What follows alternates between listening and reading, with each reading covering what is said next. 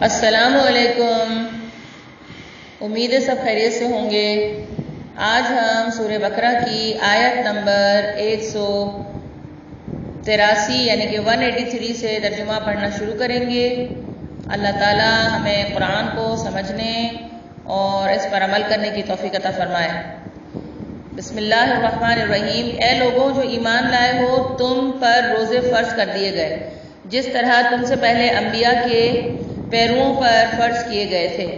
اس سے توقع ہے کہ تم میں تقویٰ کی صفت پیدا ہوگی۔ چند مقرر دنوں کے روزے ہیں، اگر تم میں سے کوئی بیمار ہو یا سفر پر ہو دوسرے میں اتنی ہی تعداد پوری کر لے۔ اور جو لوگ روزہ رکھنے کی قدرت رکھتے ہوں پھر نہ رکھیں تو وہ فدیہ دیں۔ ایک روزے کا فدیہ ایک مسکین کو کھانا کھلانا ہے، اور جو اپنی خوشی سے کچھ زیادہ بھلائی کرے تو یہ اسی کے لیے بہتر ہے، لیکن اگر تم سمجھو تو تمہارے حق میں اچھا یہی ہے کہ روزہ رکھو۔ رمضان وہ مہینہ ہے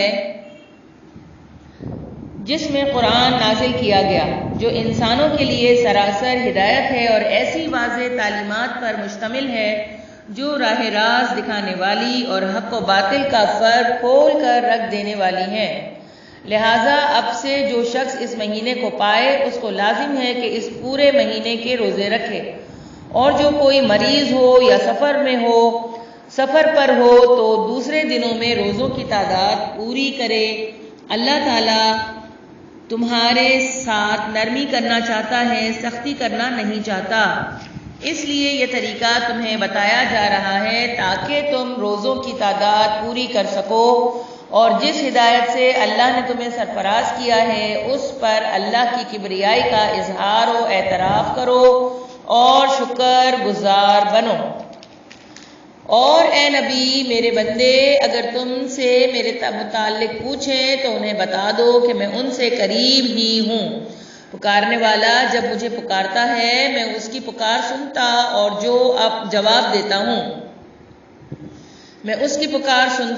جواب دیتا ہوں، لہٰذا انہیں چاہیے کہ میری دعوت پر لبیک کہیں اور مجھ پر ایمان لائیں۔ یہ بات تم انہیں سنا دو، شاید کہ وہ راہ راست پالیں۔ تمہارے لیے روزوں کے زمانے میں راتوں کو اپنی بیویوں کے پاس جانا حلال کر دیا گیا ہے، وہ تمہارے لیے لباس ہیں اور تم ان کے لیے لباس ہو۔ اللہ کو معلوم ہو گیا ہے کہ تم لوگ چپ کے اپنے آپ سے خیانت کر رہے تھے، مگر اس نے تمہارا قصور معاف کر دیا اور تم سے درگزر فرمایا۔ اب تم اپنی بیویوں کے ساتھ شب باشی کرو اور جو لطف اللہ نے تمہارے لیے جائز کر دیا ہے اسے حاصل کرو۔ نیز راتوں کو کھاؤ پیو یہاں تک کہ تم کو سیاہی شب کی دھاری سے سفیدہ صبح کی دھاری نمایاں نظر آ جائے، تب یہ سب کام چھوڑ کر رات تک اپنا روزہ پورا کرو، اور جب تم مسجدوں میں معتکف ہو تو بیویوں سے مباشرت نہ کرو، یہ اللہ کی باندھی ہوئی حدیں ہیں، ان کے قریب نہ پھٹکنا۔ اس طرح اللہ اپنے احکام لوگوں کے لیے بصراحت بیان کرتا ہے، توقع ہے کہ وہ غلط رویے سے بچیں گے۔ اور تم لوگ نہ تو آپس میں ایک دوسرے کے مال ناروا طریقے سے کھاؤ اور نہ حاکموں کے آگے ان کو اس غرض کے لیے پیش کرو کہ تمہیں دوسروں کے مال کا کوئی حصہ قصداً ظالمانہ طریقے سے کھانے کا موقع مل جائے۔ اے نبی صلی اللہ علیہ وسلم، لوگ تم سے چاند کی گھٹتی بڑھتی صورتوں کے متعلق پوچھتے ہیں، کہو یہ لوگوں کے لیے تاریخوں کی تعین کی اور حج کی علامتیں ہیں۔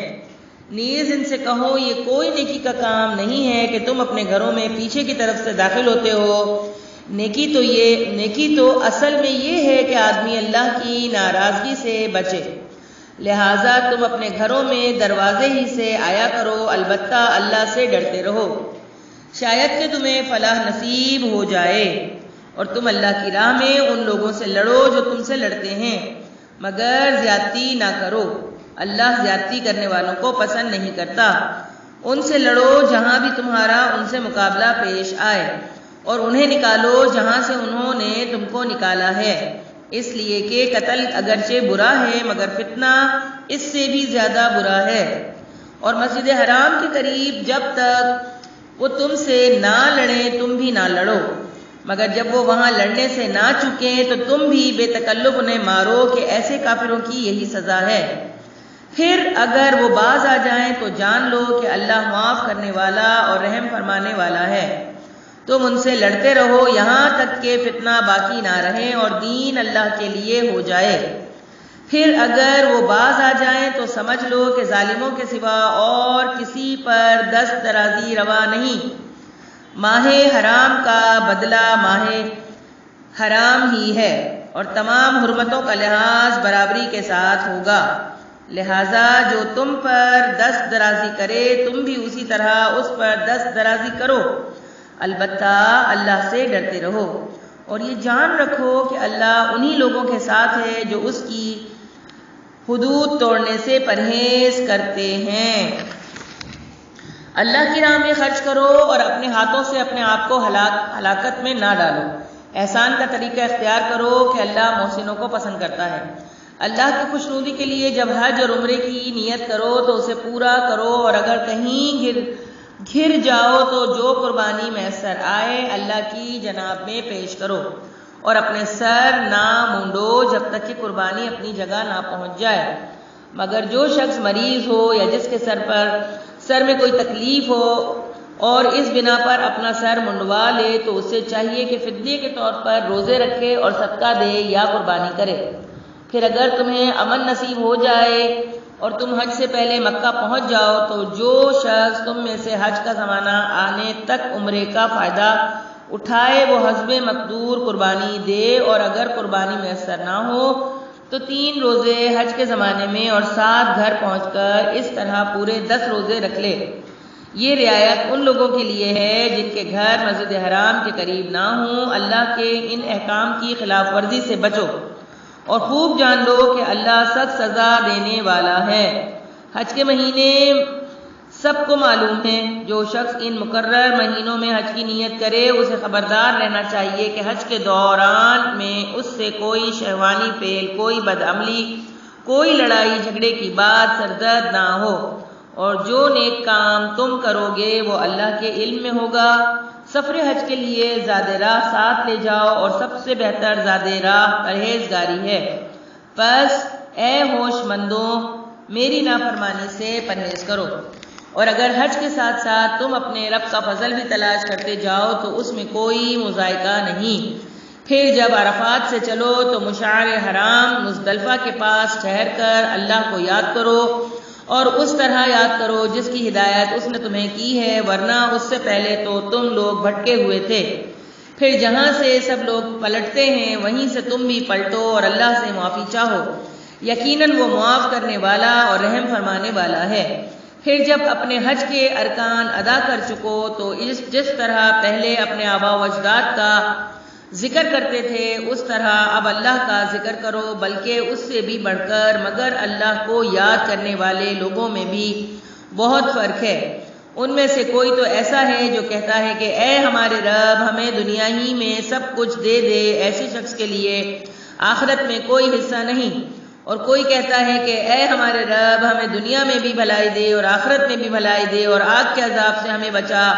ایسے لوگ اپنی کمائی کے مطابق دونوں جگہ حصہ پائیں گے اور اللہ کو حساب چکاتے کچھ دیر نہیں لگتی۔ یہ گنتی کے چند روز ہیں جو تمہیں اللہ کی یاد میں بسر کرنے چاہیے۔ پھر جو کوئی جلدی کر کے 2 ہی دن میں واپس ہو گیا تو کوئی حرج نہیں، اور کچھ دیر زیادہ ٹھہر کر پلٹا تو بھی کوئی حرج نہیں، بشرط یہ کہ یہ دن اس نے تقوی کے ساتھ بسر کیے ہوں۔ اللہ کی نافرمانی سے بچو اور خوب جان رکھو کہ ایک روز اس کے حضور میں تمہاری پیشی ہونے والی ہے۔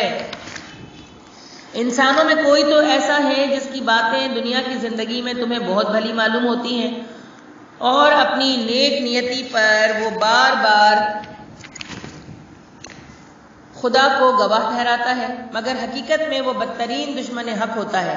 جب اسے اقتدار حاصل ہو جاتا ہے تو زمین میں اس کی ساری دوڑ دھوپ اس لیے ہوتی ہے کہ فساد پھیلائے، کھیتوں کو غارت کرے اور نسل انسانی کو تباہ کرے۔ حالانکہ اللہ جسے وہ گواہ بنا رہا تھا فساد کو ہرگز پسند نہیں کرتا، اور جب اس سے کہا جاتا ہے کہ اللہ سے ڈر تو اپنے وقار کا خیال اس کو گناہ پر جما دیتا ہے۔ ایسے شخص کے لیے تو بس جہنم ہی کافی ہے اور وہ بہت برا ٹھکانہ ہے۔ دوسری طرف انسانوں ہی میں سے کوئی ایسا بھی ہے جو رضا الہی کی طلب میں اپنی جان کھپا دیتا ہے، اور ایسے بندوں پر اللہ بہت مہربان ہے۔ اے ایمان لانے والوں، تم پورے کے پورے اسلام میں آ جاؤ اور شیطان کی پیروی نہ کرو، وہ تمہارا کھلا دشمن ہے۔ جو صاف صاف ہدایت تمہارے پاس آ چکی ہیں، اگر ان کو پا لینے کے بعد پھر تم نے لفزش کھائی تو خوب جان رکھو اللہ سب پر غالب اور حکیم و دانا ہے۔ ان ساری نصیحتوں اور ہدایتوں کے بعد بھی لوگ سیدھے نہ ہوں تو کیا اب وہ اس کے منتظر ہیں کہ اللہ بادلوں کا چتر لگائے، فرشتوں کے پر ساتھ لیے خود سامنے موجود ہو اور فیصلہ ہی کر ڈالا جائے؟ آخرکار سارے معاملات پیش تو اللہ ہی کے حضور ہونے والے ہیں۔